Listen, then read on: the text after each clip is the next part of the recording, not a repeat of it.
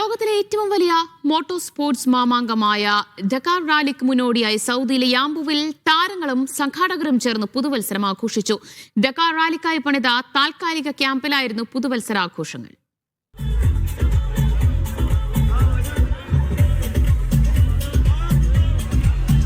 ലോകത്തിലെ തന്നെ ഏറ്റവും വലിയ ഓഫ് റോഡ് റാലിയായ ഡക്കർ റാലിയുടെ തുടക്കത്തിലാണ് നമ്മളുള്ളത്. യാൻബുവിൽ നിന്നാണ് സ്റ്റാർട്ട് ചെയ്യുന്നത്. യാൻബുവിൽ നിന്ന് തുടങ്ങി റിയാദിലൊക്കെ കറങ്ങിയിട്ട് ഏകദേശം 8000 കിലോമീറ്റർ താണ്ടി തിരിച്ച് യാൻബുവിൽ എത്തുന്ന ഒരു ബൃഹത്തായ ഒരു റാലിയാണ് നടക്കാൻ പോകുന്നത്. അതിന്റെ തുടക്ക ക്യാമ്പിലാണ് ഞങ്ങളിപ്പോൾ ഉള്ളത്.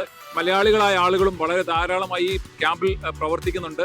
അതുപോലെ തന്നെ വിദേശികളായ ഒരുപാട് ഇതിൽ പങ്കെടുക്കുന്ന ആളുകളും ഇതിന്റെ മത്സരാർത്ഥികളും ഒക്കെ ഒരുപാട് ആളോട് നമുക്ക് സംസാരിക്കാൻ സാധിച്ചിട്ടുണ്ട്. അപ്പോൾ അങ്ങനെ ഞങ്ങൾ വളരെ സന്തോഷത്തോടെ ഒരു ന്യൂ ഇയറിന്റെ ദിവസത്തിലാണ് ഇന്ന്. ന്യൂ ഇയറിന്റെ ആഘോഷമാണ് നടക്കുന്നത്.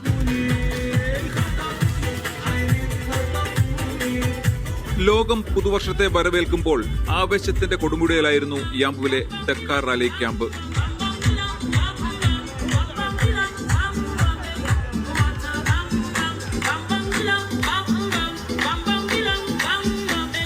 ചെങ്കടൽ തീരത്തൊരുക്കിയിരുന്ന കൂറ്റൻ ബിവാക് അഥവാ താൽക്കാലിക ക്യാമ്പിൽ 69 രാജ്യങ്ങളിൽ നിന്നുള്ള 600ഓളം മത്സരാർത്ഥികളാണ് ഒത്തുചേർന്നത്.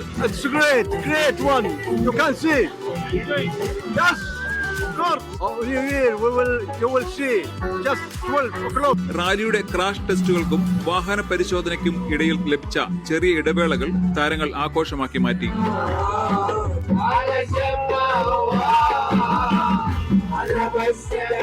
സൗദി സാംസ്കാരിക മന്ത്രാലയം പ്രതിനിധികളും ചടങ്ങിൽ സജീവമായിരുന്നു. Today we will celebrate with the first day in Dakar here in Yanbu. We will make it the culture for traditional culture for music from Yanbu also.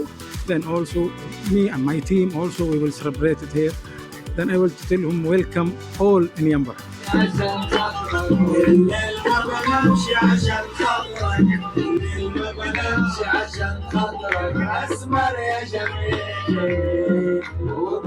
نحن في مهرجان رالي دكار ومبسوطين صراحة، مستمتعين جدا.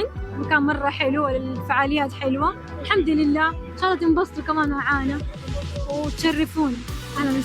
ലോകോത്തര ഡ്രൈവർമാരും മെക്കാനിക്കുകളും സാങ്കേതിക പ്രവർത്തകരും ഒത്തുചേർന്നാണ് 2026 വരവേറ്റത്.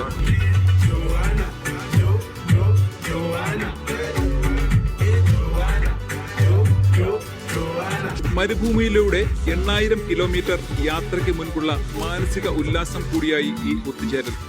ജനുവരി 3 ഫ്ളാഗ് ഓഫ് ചെയ്യുന്ന റാലിയുടെ ഒരുക്കങ്ങൾ അവസാന ഘട്ടത്തിലാണ്. ഡക്കർ റാലിയുടെ ക്യാമ്പിൽ നിന്നും നിയാസ് യൂസഫ്, മീഡിയ 1.